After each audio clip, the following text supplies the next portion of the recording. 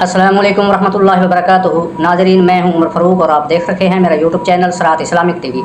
जहलियत की इंतहा है कि जब इंसान के ऊपर जहलियत छा जाती है, इंसान कुरान और सुन्नत से, दीन से दूर होता है, वो फिर इस तरह की बोंगियाँ मारता है।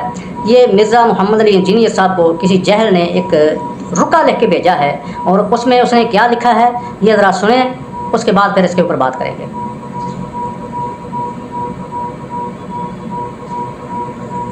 आपका कहना है कि बाबे निगाहें मारते रहे, हज पर जाते रहे, लेकिन निगाह मार कर किसी ने तेल दरियाफ्त नहीं किया। यार ये कोई वाकई बाबों का मानने वाला है?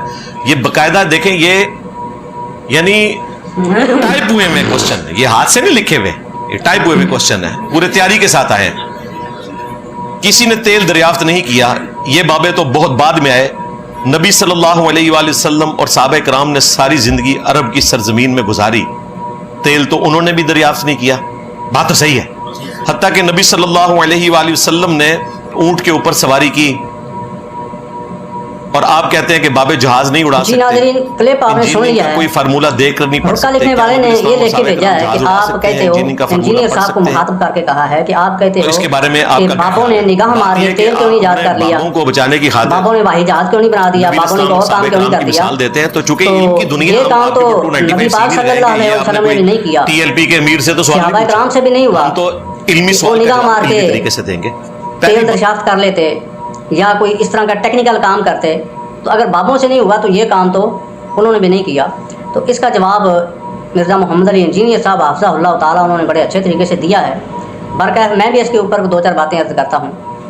देखो, नबी अलैहिस्सलातु वस्सलाम ने और सहाबा इकराम ने कहीं भी क्लेम नहीं किया किसी किस्म का कि हम ये कर सकते हैं, हम वो कर सकते हैं, बल्कि अल्लाह के नबी सल्लल्लाहु अलैहि वसल्लम तो फरमाते हैं कि जो करता है अल्लाह ही करता है, अल्लाह जो चाहता है वो होता है। मैं कुछ नहीं करता, मेरे चाहने से कुछ नहीं होता, जो होता है अल्लाह के चाहने से होता है। और तुमने तो अपने बाबों के मतलब क्लेम किए हुए हैं कि हमारा फलां बाबा जाकर कब्र के ऊपर खड़ा होता था और मुर्दे को मुखातब करके कहता था कि अब्दुल कादर के हुक्म से खड़ा हो जाओ, और मुर्दा जिंदा हो जाता था। तुम बाबों के बारे क्लेम करते हो कि बाबा जी ने मुर्गा खाया और खा के उनकी हड्डियाँ इकट्ठी करता गया, और जब मुर्गा खा लिया, हड्डियों को हुक्म किया, वो हड्डियाँ मुर्गे की, दोबारा मुर्गा जिंदा होकर खड़ा हो गया। तुमने बाबों के मतलब क्लेम किया हुआ है कि बाबे जनाब दरख्त को निगाह मारते थे, दरख्त सोने का बन जाता था। बाबे जनाब दीवार के ऊपर बैठते थे, दीवार चलना शुरू कर देती थी। तुम क्लेम करते हो कि बाबे यहाँ बैठकर हज़ारों मील दूर देख लेते थे। तुम्हारा क्लेम ये है कि पीर अब्दुल कादिर जिलानी रहमतुल्लाह अलैह है, जब अपने मदरसे में बैठकर वाज़ नसीहत करते थे तो हज़ारों मील दूर दूसरे ममालिक के अंदर सुनाई जाती थी।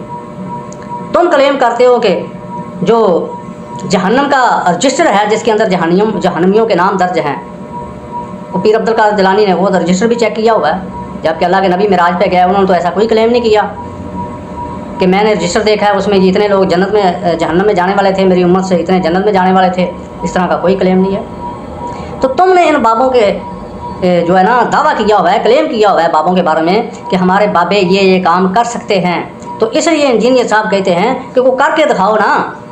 ये तो ज़माना जहलियत के बुत थे, जब लोग कम पढ़े लिखे थे, सोशल मीडिया नहीं था, उस वक़्त कब्रें बन गई, मज़ार बन गए, आज उनकी पूजा पाठ हो रखी है।